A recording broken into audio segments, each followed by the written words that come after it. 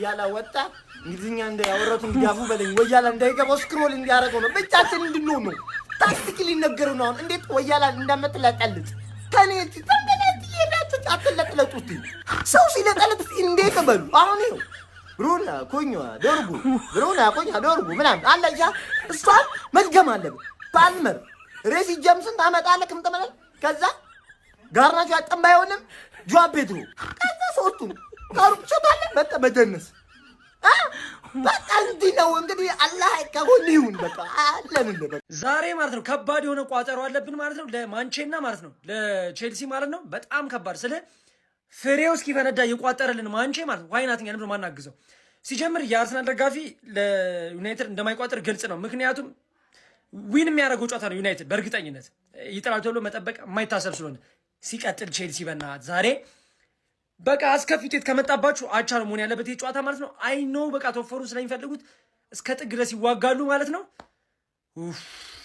በጣም ከባድ ቀን በዚህ ሰዓት ሚሳኤል ሮኬት ምናምን ነገር አረ እናንተ ትላልቆቹ ሀገራት አረ በእናታችሁ ተው አታሳቁን እኛ እዚህ በጋርዲዮላ እንጨነቅ ወይስ በእናንተ እንጨነቅ ይሄ የምር መግለጫ ነው በቃ አርሰናል ዋንጫ ከሚያነሳማ በዚህ ጦርነት እናልቃታለን አረ ምን አይነት ምቀኛ ናችሁ የምቀኝነት ጥግ ጦርነት ትመኛላችሁ ምንድነው ያረግናችሁ እኔ እኮ ግርም የሚለኝ እንዴ ምንድነው ያረግናችሁ ትላንትና ነው ላሽ ኮሜንት ላይ ላይቭ ላይ ሳይቀር እየመጣችሁ ወርልድ ዋር 3 ሊነሳ ነው አርሰናል ዋንጫ ሳይበላ እናልቃታለን እንጂ ዋንጫ ትበሉልን አረ ወይኔ እንግሊዝ አይተኮስም ወይ እንግሊዝ እጇን አታስገባም ያለ ሁሉ አለ ምንድነው እናንተ ቆይ ለምደው ምን አይ የምቀኝነት ጥግ የጨዋታና የቋጠሮ ቀን እኔ በግሌ ቼልሲ ያስጠላቸዋል ብዬ አላስብም ግን ለንደን ደርቢ ስለሆነ በደንብ ተስፋ አደርጋለሁ ይሄ ለንደን ደርቢ ነው ቶተናምና አርሰናልን ማን ለንደን ደርቢ እንዳረጋቸው አላቅም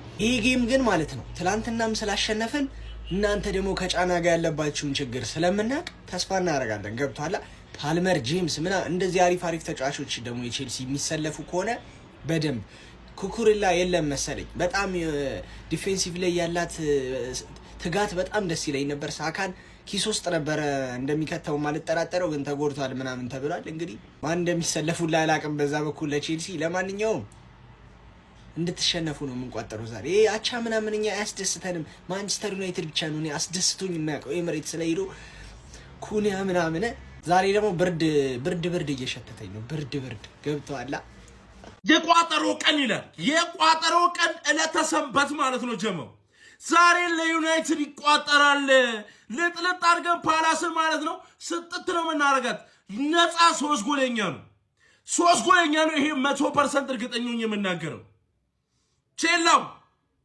ቼላውና አርሰናል አቻ እንዲወጡ ነው የምንቋጥረው አቻ እንዲወጡ ማለት ነው ምክንያቱም ቼላው ነጥብ ካገኘ እኛ ጋር መድረስ ይጥራል አርሰናል ደግሞ ነጥብ ካገኘ ደግሞ ከሲቲ ይርቃል ስለዚህ አቻ እንቋጥራለን የቼላና እንደገና የወያላውን ማለት ነው ዩናይትድ ነፃ 3 ጎለኛ ነው ዛሬ ዊን ነው ሶስተኛ ደረጃችንን እንረከባለን በቃ ሶስተኛ ደረጃችንን እንረከባለን ይሄ ነው በቃ ቃላችን ጀመው ቪዲዮ ላይክ ሼር ፎሎ ኮፒ ሊንክ አድርጉላችሁ የቋጠሮ ቀን ማናችሁም እንዳተኙ ነገ ከቼልሲ ጋር ለምናረጋው ጨዋታ አርቴታ የሚያወጣውን ላይንአፕ ስታርቲንግ 11 እዚህ ጋር ደቃርግላችኋለሁ እኔ የምፈልገውና አርቴታ የሚፈልገው ጋር ምን አይነት ልዩነት እንዳለም ነው በዛው እንነጋገራለን ማለት ከበረኛ ነው ጀምሮ ግልጽ ነው እሱ በረኛችን ዳቪድ ራያ ምንም አያከራክርም ሌላ ማከራከረው ደግሞ መሃል ላይ ጋብሪኤልና ሰሊባ ሌፍት ባክ እና ራይት ባክ ጋር ስንመጣ ማለት ራይት ባክ ጁሪየን ቲምበር በጣም ደክሞታል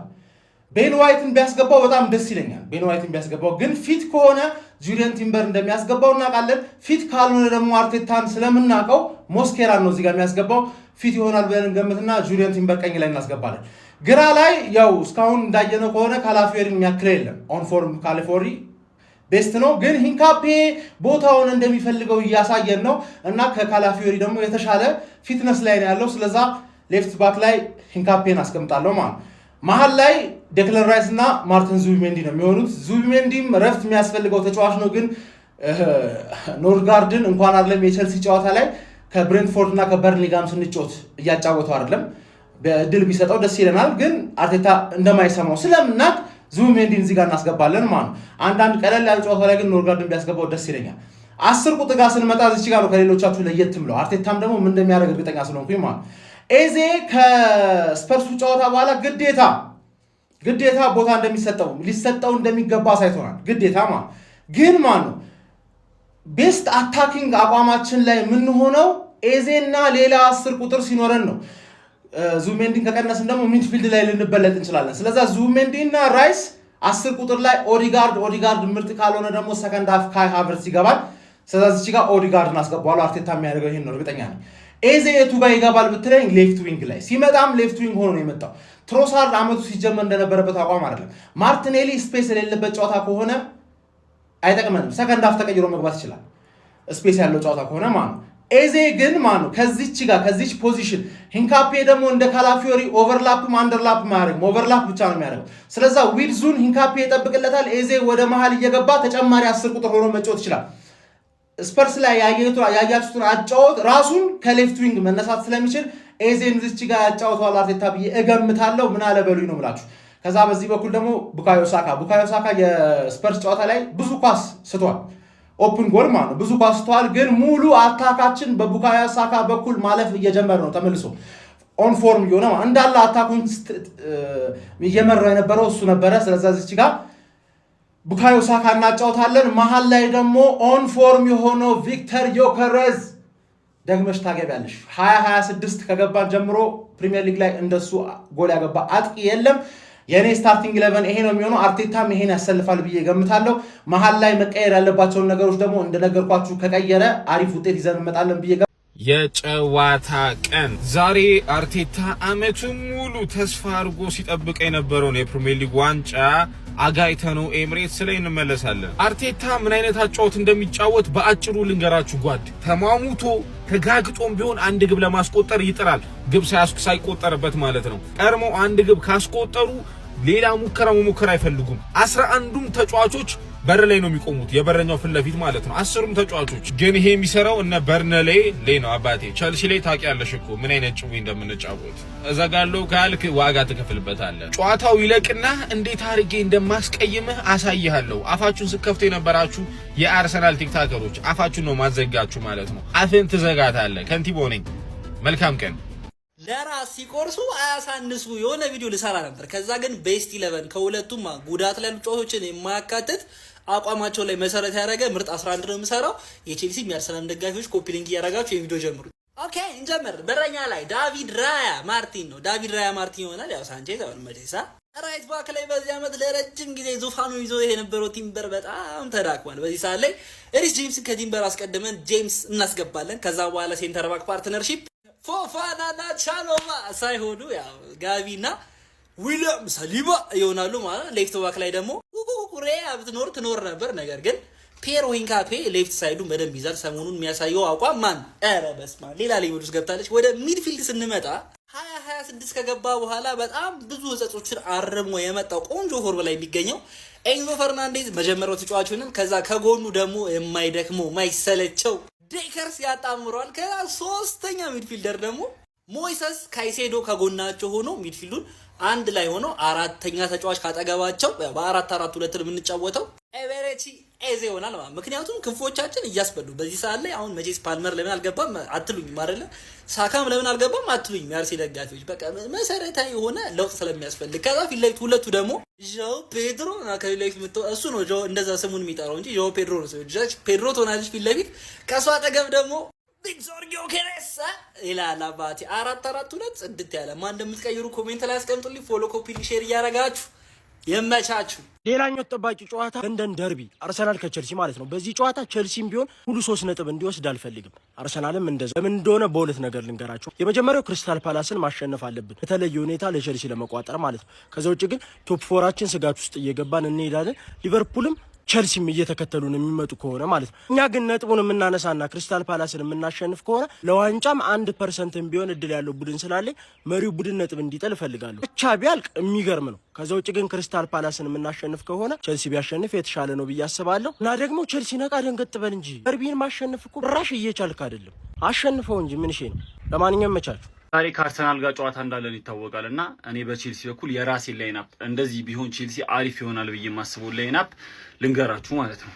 የእናንተን ሀሳብ አስተያየት ኮሜንት ላይ ጽፉልኛላችሁ። ከዛ በኋላ በረኛችን ሳንቼዝ ግልጽ ነው። እሺ ራይት ባክ ላይ ጉስቶን ብንጠቀም ጥሩ ነው ብዬ አስባለሁ። ሴንተር ባክ ላይ ለየት የሚያደርገው እኔ ቶሲንንም ባዳሽልንም መጠቀም የለብንም። አቼምፖንግ ነው መግባት ያለበት። ይሄ የኔ አስተሳሰብ ነው። ከዛ ከቻለው ጋር እናጣምረዋለን። በዛ በኩል ሀቶን እንጠቀማለን። ትክክለኛ ሌፍት ባክ ማለት ነው። መሀል ላይ ጀምስና ካሴዶን እናጣምርና ኤንዞ ፈርናንዴዝን ከፊት እናደርገዋለን። ኮል ፓልመርን በቀኝ በኩል በግራ በኩል ደግሞ ፔድሮ ኔቶን እናሰልፋለን። አጥቂያችን ጆ ፔድሮ ይሆናል ማለት ነው። እንደሚገመተው ይሄን አስተላለፍ ነው ሊጠቀም የሚችለው እንትና ሮሲኒየር። እንደኔ ግን የኔን አስተላለፍ ብንጠቀመው ለቼልሲ አሪፍ ይሆናል ብዬ አስባለሁ። እኔ ቶሲንንም ባዳሽልንም ማየት አልፈልግም። ጉስቶንም ሌፍት ባክ ሆኖ ማየት አልፈልግም። ጀምስን ከካሴዶ ጋር ብናጣምረው ደግሞ መሀል ላይ ሞር ትንሽ ጠንከር ይላል ብዬ አስባለሁ። እስኪ እናንተን ሀሳብ አስተያየት ኮሜንት ላይ ጻፉልኝ። ስላዳመጣችሁኝ አመሰግናለሁ። ይመቻችሁ። በዕለተ ቼላው ቀን ይላል። ቼላው ሙሉ ዝግጅቱን አጠናቆ ታላቅ ገድል ሊፈጽም ዛሬ ተዘጋጅቷል ማለት ነው። ቼላው ወንድም ጥላ ከኔ ጋር ተያይዞ ቻምፒዮንስ ሊግ ለመግባት ሲል ዛሬ ትልቅ ገድል ይፈጽማል። ዛሬ አለው ሲል የነበረውን ጥምር ጦር ለማፍረስ ማለት ሙሉ ዝግጅቱን ጨርሷል ማለት ነው። ዛሬ አንተ ነህ የመጨረሻውን የዓለም ጦርነት የምታስቆመው። ቼላው አንተና አንተ ብቻ ነህ፣ ሌላ ማንም ሊያስቆም አይችልም። አንተ ዛሬ አርሴናልን አሸነፍክ ማለት የመጨረሻው የዓለም ጦርነት፣ ሶስተኛው የዓለም ጦርነት እዚህ ጋር ይቋጫል ማለት ነው። ዛሬ አንተ ዓለምን ሰላም ለማድረግ ግዴታ ይህን ጨዋታ ማሸነፍ አለብህ ማለት ነው። እኔ በአንተ እርግጠኛ ነኝ ቼላው። ለማንኛውም ወንድም ጥላ ቼላው ስንት ጎል አግብቶ ያሸንፍ ይሆን? ኮሜንት ላይ ሀሳባችሁን ግለጹልኝ። ኮፒ ሊንክ ሼር ፖስት ግን እንዳይረሳ። የቋጠሮ ቀን ይላል። ተመልሰናል። እንዴት ነው ደስ የሚለው! በእግዚአብሔር አሸነፈ ሲሆን ደግሞ እንዴት ደስ እንደሚል ማለት ነው። ስራዬን ጨርሻለሁ። አሁን ወደ ቋጠሮ መጥቻለሁ። ብቻዬን አይደለሁም። የአቋማ አባላትን ይዘን ነው የምንመጣው ማለት ነው። ለማንኛውም ጸረ አቋማ ተቋቁሟል። ግን ትላንትራችሁ አይታችኋል። በቃ ፉርሽ ሆናል። አችሉ ባይሱ የኔ ካሁን በኋላ የአርሰናል ቋጠሮም አይሰራም፣ ክለቡም አይሰራም ብያችኋለሁ። ለንደን ደግሞ ብሉ መሆኗን ዛሬ ያሳያል። ምክንያቱም ቼልሲ ድግስ ሲያዳምቅ አይተናናቅም። ድግስ ሲያበላሽ ነው ኮራ ብሎ እንደ ጀግና ማለት ነው። ይሄንን ደግሞ ከሊቨርፑል በላይ ማንም አያውቀውም። ታስታውሳላችሁ ያን የዳምባባ ጎል። ዛሬም እንደዛ አይነት ታሪክ እንደምትሰሪ ተስፋ አለኝ። ለና ብቻ አይደለም ለአባሉ ለአቋማ ምናምን ለማበሩ አይደለም። ቼልሲ ለራሱ ስትል ነው። ምክንያቱም ሊቨርፑል አሸንፈው በልጧታል። ከቻምፒዮንስ ሊግ መውጣታ ነው። ብዙ ብርም የሆነ ያስፈልጋቸዋል ተብሏል። ስለዚህ በቃ ቼልሲ ዛሬ ፏፈሽ። ሌላው ደግሞ እስከ መቼ ድረስ ነው በአርሰናል የምትቀጠቀጠው? ትንሽ ቆፍጠን ማለት ስላለበት ግዴታ የሆነ ነገር ይፈጠራል። ዛሬ የሆነ ነገር ይፈጠራል። እየሸተተኝ ነው። አቋማ አትወርክ፣ አቋማ ስራ ላይ ነው። ስለዚህ ምንም ነገር አይፈጠርም። ከሞን ቼልሲ ለንደን ህዝብ ብሉ አሳይን እስቲ። ይመችሽ።